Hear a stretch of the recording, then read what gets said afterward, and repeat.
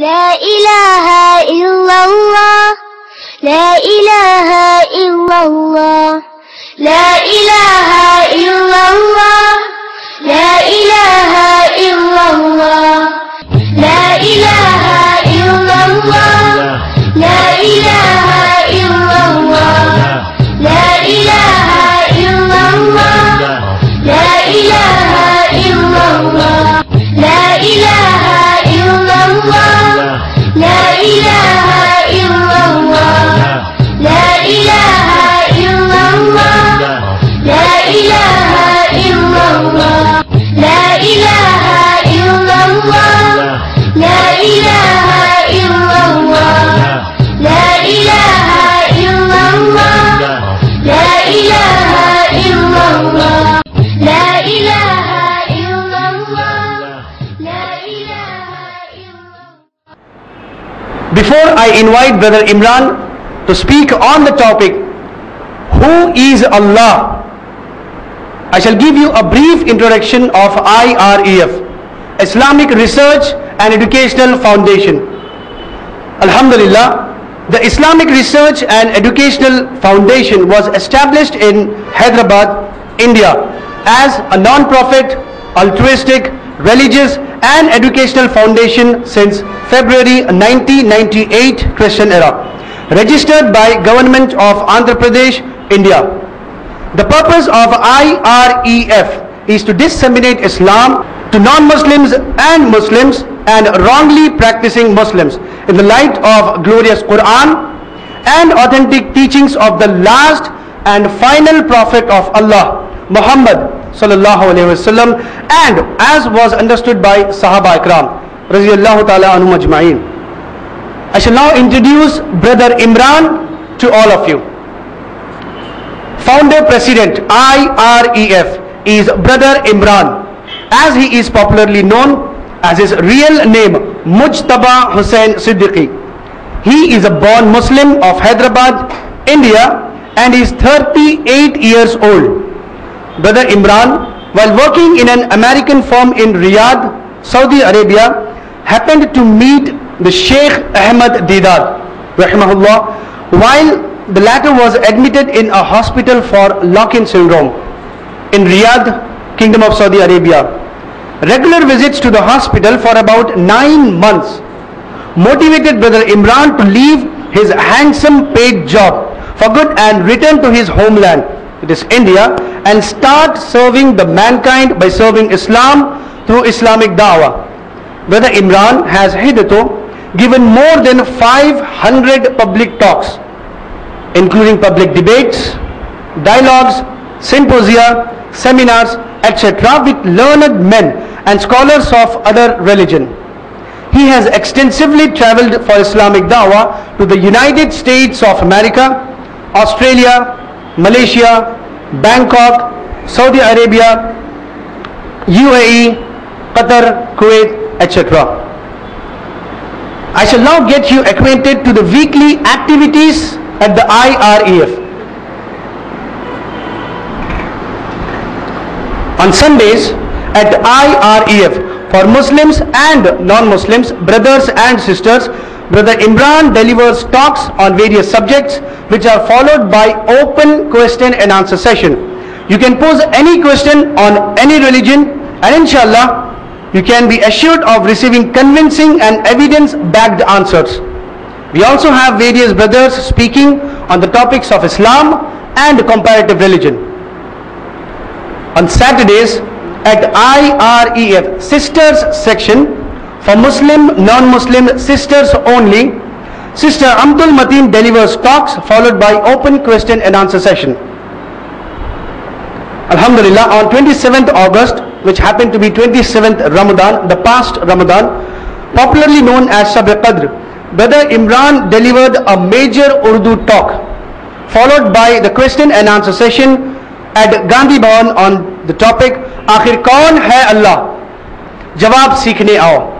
The talk was attended by crowd in unimaginable capacity. Alhamdulillah, we have released the DVD of Maut Se Mahshar Tak. It is available for you to purchase at the front office. Alhamdulillah, as you can see, this was the DVD of Brother Imran's last but one Ramadan's talk, which was released last year, in the last Ramadan. To tell you something about the program, I'm not going to take much time.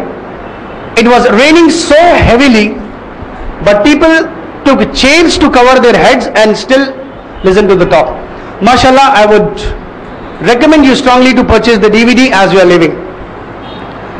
And finally, Alhamdulillah, I now request Brother Imran to deliver his talk on the topic, Who is Allah?, which shall be followed by open question and answer session, inshallah. Brother Imran.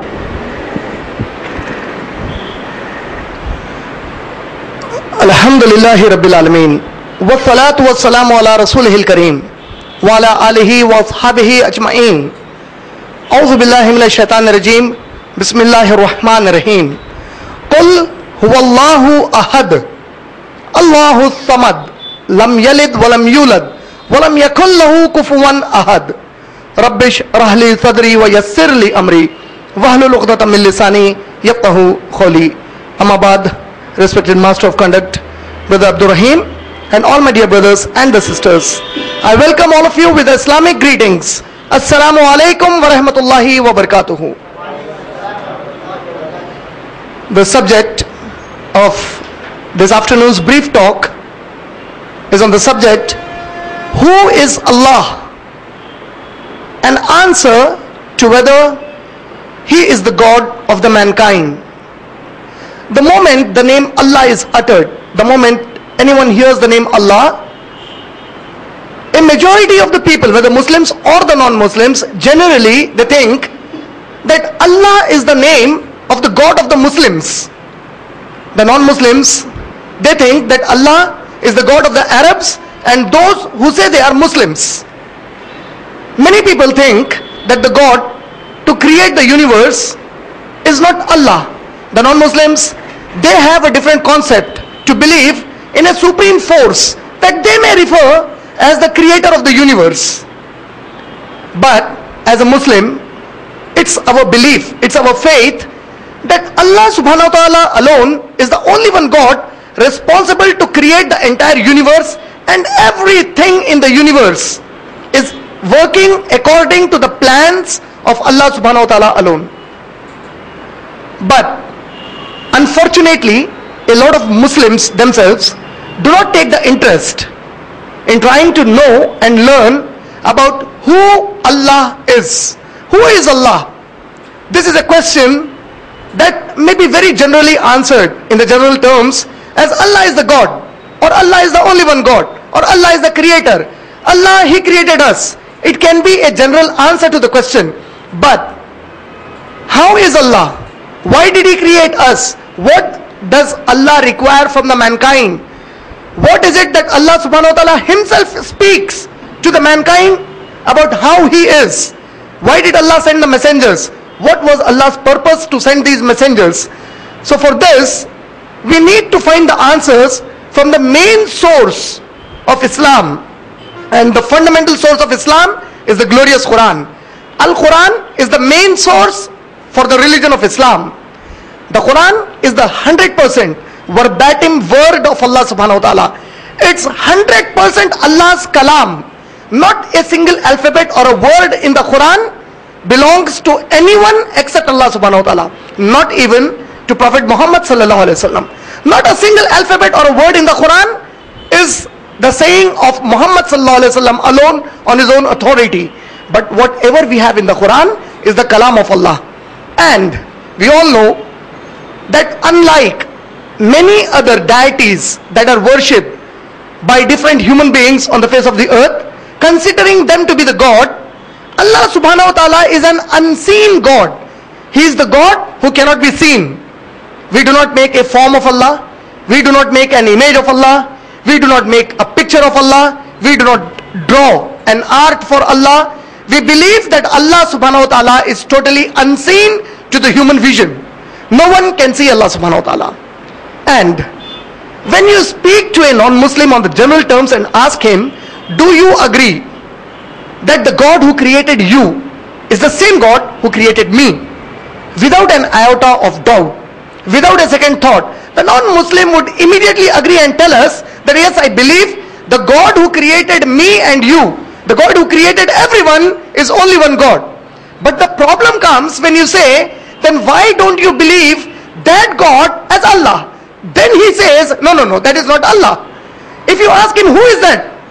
Then he might give different answers. He might say it is Bhagwan, it is Ishwar, it is Paramatma, it is the God, it is the Holy Father. He can give you 100 answers, but he will not agree to the fact that that God is Allah subhanahu wa ta'ala. As a Muslim, it is the primary most responsibility of all of us individually. Every Muslim man and every Muslim woman, their primary most obligation in Islam is to learn who is Allah and to proclaim to the mankind who is Allah. If you read the glorious Quran, Allah subhanahu wa ta'ala testifies in the Quran, in Surah Anbiya, Surah number 21, ayat number 22. Allah subhanahu wa ta'ala says, وَمَا أَرْسَلْنَاكَ مِنْ قَبْلِكَ مِنْ رَسُولٍ إِلَّا نُوحِي إِلَيْهِ لَا إِلَهَ إِلَّا أَنَا فَأَعْبُدْنِي. O Prophet sallallahu alaihi wasallam, we did not send any messenger before you, but to proclaim to the mankind, to give the announcement to the people, to tell to all the human beings that there is no God except Allah subhanahu wa ta'ala, so worship Allah alone. The very purpose of sending all the messengers, as testified by Allah himself, is that to proclaim to the people that Allah is the only one God. And the very purpose of Allah subhanahu wa ta'ala making us Muslims is just to proclaim to the people outside who do not believe in Allah that Allah is the only one God. If we aren't doing this, we aren't fulfilling the primary most obligatory responsibility of being a Muslim. We are not fulfilling the primary most responsibility as a Muslim. So inshallah, in the brief time at my disposal, I'll try to elucidate on certain important points related to learning who Allah is, and that can make us convenient to propagate the same to the people outside. First of all, in the present scenario, you will find a community that does not believe that God exists, which in the common man's terminology or in the popular word are referred as the atheists. They say there is no God, and according to a survey done privately in the Europe, it was found out that in the East and the West Europe, about 70% and 80% respectively Europeans do not believe that there is someone called the Almighty God who is responsible for the creation. It's a very large number, meaning about 70% of the Eastern Europe and 80% of the Western European population today does not believe that there is a being known as the God who created the human beings. If you ask them, then how were we created? How was this universe created? The immediate answer they might give you is that they say it is by chance.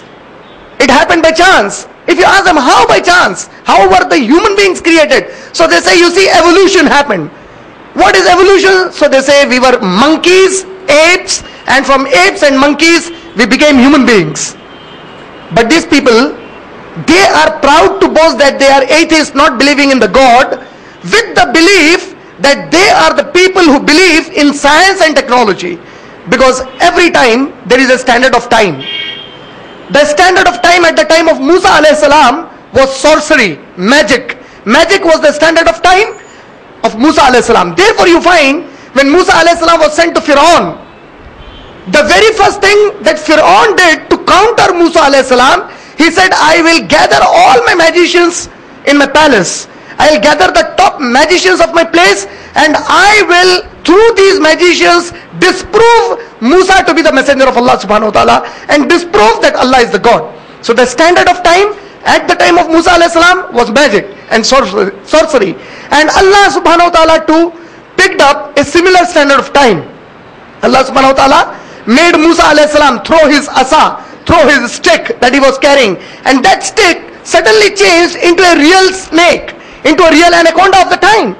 And that made the magicians believe that no, what we are practicing is sorcery, but what Musa has done is true from Allah subhanahu wa ta'ala. They believed in Allah subhanahu wa ta'ala. Then at the time of Isa alayhi salam, the medical science was at its zenith, was at its peak. Why do you need a doctor today? You see, we recently had an unfortunate incident of two young boys in our city, Ayazuddin and Ajmalur Rahman, related to Azharuddin, his son, younger son, and his nephew, both meeting a fatal accident on the bike, and both of them, one of them died instantly, the other was in the hospital for 6 days. What were the doctors trying to do? But simple, they were trying to give him life. They were trying to give him life back. All the doctors put together in our society today, the top doctors of any expertise field, the eye specialist, the dentist, the dermatologist, the embryologist, the surgeon, the general physician, put them all together and tell them to give life to the one who has died. All put together can never do this. They will utterly fail. Not that they will fail to give life to the dead, but there are instances when the patient is so severely into his coma or into his sickness or illness that when you visit the doctor to say, Doctor Sahab, please save the life of this patient, many times the doctors say, we are trying our best, the rest is in the hands of the God. Meaning the doctors show their limitations and shortcomings. At the time of Isa alayhi salam, this medical science reached to the peak. Allah subhanahu wa ta'ala testifies in Surah Al-Imran, Surah number 3, ayat number 49 and 50. Allah says that Isa alayhi salam used to, with the help of Allah, with the command of Allah, with Allah's will, he would give eyesight to the one who was born blind. You know, according to the medical science, giving the eyesight to a born blind is even today not possible. It's impossible even today. He used to heal those who were born blind and the lepers by birth.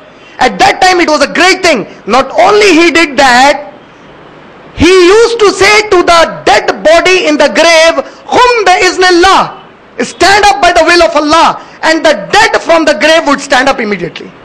So the standard of time at the time of Isa alayhi salam was medical science, and in our time it's science and technology.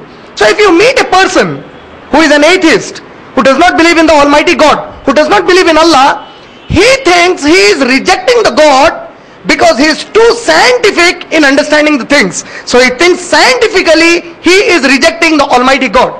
But this poor man who is lacking the proper knowledge even of science and technology, he forgets to realize that the modern science does not have any means to disprove the existence of the Almighty God. The science has never disproven the existence of modern science has never disproven the existence of the Almighty God. If you read a very popular statement by the greatest of all time scientist of our modern world, Albert Einstein, if you read his statement that was recorded in a book by the name Science, Philosophy and Religion, a symposium 1941. If you read this book, Albert Einstein, he says, science without religion is lame. Science, if it does not have a religion, if science does not do things based on certain beliefs from a religion, then that science is lame, and a religion without science is blind.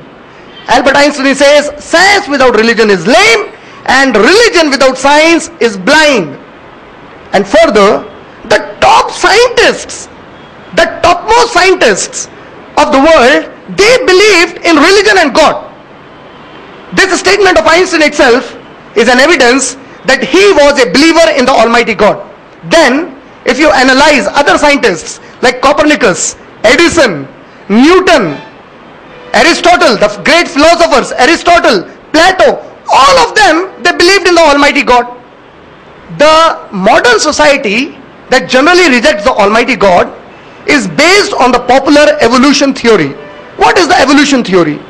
So the history of the evolution theory is that a person by the name Darwin, he once went on a biological voyage in a ship by the name HMS Beagle, which went around into different places in the ocean, through the ocean, beginning its journey from the United Kingdom, from England. and this was in the year 1843. After he completed his voyage, Darwin wrote a book, The Zoology of the Voyage of Beagle. And it is in this book, The Zoology of the Voyage of Beagle, that Darwin says, the observations during my voyage, they bring me to the conclusion that the different species that are existing in different parts of the world are originally from the same ancestors. And in example, he gave one of the examples of the African ostrich and the South American ree. He said both of them are different species, but when you look at them, they appear to be, it's not proven, they appear to be from the same ancestors. Therefore, this enables me to believe, he says, therefore this enables me to believe that all the species on earth are basically evolved from one single ancestor and we have not been created. This was his observation made in 1843 in the book The Zoology of the Voyage of Beagle. Then he continued to make observations based on this statement as a criteria. And in the year 1856, he started writing another book. He completed the book in 2 years. And on 1st July 1858, he submitted that book for publication to the Linnean Society of the United Kingdom. And the title of the book was Origin of Species by the Means of Natural Selection.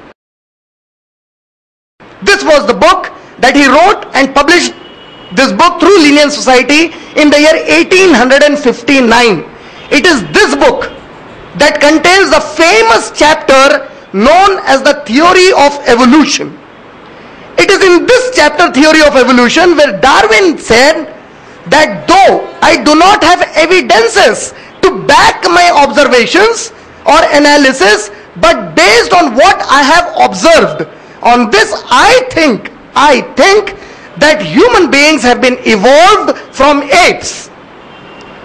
But at that time, if you read the history of England, you will find that there was a great tussle, there was a great quarrel between the church and the scientists.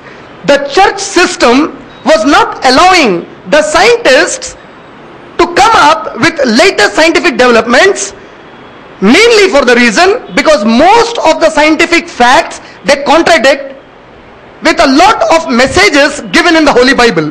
There are many mentionings in the Bible that totally contradict the modern science. And when the scientists were trying to come up with that, the churches were not allowing the scientists to come up with their new observations, analysis and theories that were facts based on evidences. To oppose the churches, the scientific community, it decided to promote and propagate the theory of evolution. Why? Because even the Holy Bible, if you read the book of Genesis, chapter number 1 to chapter number 3, the Bible also believes that Adam alayhi salam and Hawa alayhi salam, Adam and Eve, were created by Allah and were not evolved. Just to oppose the church, this theory of evolution by Darwin, historically at that time, was promoted by the government of England. And how can I claim that the government promoted it? Is based on the fact that Darwin, when he died, he was given the place to be buried in the VVIP graveyard of England, known as the Westminster's graveyard. That is a place where only the top people of England are buried, and he was given the place there, meaning the government of England too was fed up with the church system and they wanted to oppose the churches at the time. So they started promoting the theory of evolution, and since then, unfortunately, since 1859, this theory has been very wrongly propounded throughout the world to convince the masses that the human beings have not been created, but we have been evolved from the apes. But if I say all this, a person who tries to be very mathematical, very scientific in his approach may not agree to this. So let us further analyze. All the evolutionists, all those evolutionists, people believing in the theory of evolution, they agree that evolution is not possible without a main process known as mutation. Mutation is the main source for evolution, and mutation is never constructive but is always destructive. To evolve